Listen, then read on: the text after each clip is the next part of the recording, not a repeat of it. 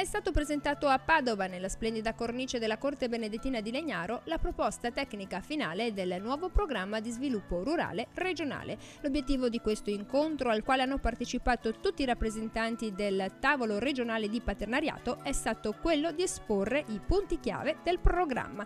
Le tre novità sono sicuramente il fatto che portiamo le misure da 140, che era il numero precedente, a 35, quindi una grande semplificazione in termini di misure. La seconda novità è sicuramente il flusso finanziario, perché la maggior parte delle risorse andranno per investimenti direttamente alle aziende agricole, quindi puntiamo soprattutto sulle aziende agricole perché sono soldi delle aziende agricole. Quindi la terza novità ovviamente i beneficiari, che saranno le aziende agricole, appunto, i giovani, anche i meno giovani, però sono tutti finanziamenti di investimento aziendale che renderanno competitivo il territorio. Una grande sburocratizzazione, così come avevamo promesso. Le risorse destinate allo sviluppo rurale del Veneto per il periodo 2014-2020 ammonteranno complessivamente a 1.184 milioni di euro. Sono risorse comunitarie, si tratta di 1.184 milioni di euro per i prossimi 7 anni, compreso il 2014, quindi dal 2014 al 2020,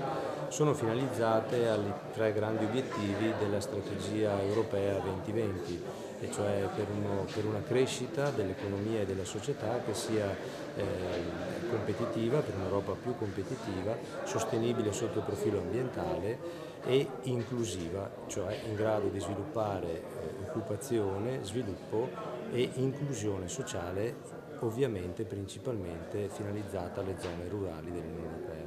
Bisogna puntare sui giovani, perché la tendenza è quella appunto di avere una media di conduttori over 65 molto alta. Le osservazioni dei giovani del Forum PAC 2020 sulla fase 2 vertevano anche su questo punto, quindi sul ricambio generazionale, sull'agevolazione dei passaggi di consegne tra i conduttori senior e i conduttori più giovani. Ci sarà una particolare attenzione all'innovazione, alla competitività, agli aspetti ambientali e all'inclusività sociale. Il programma di sviluppo rurale del Veneto potrà contare così da quest'anno sui finanziamenti del Fondo Europeo Agricolo per lo Sviluppo Rurale per un buon 43%. Un altro 40% sarà garantito dallo Stato italiano, mentre il 17% dalla Regione Veneto.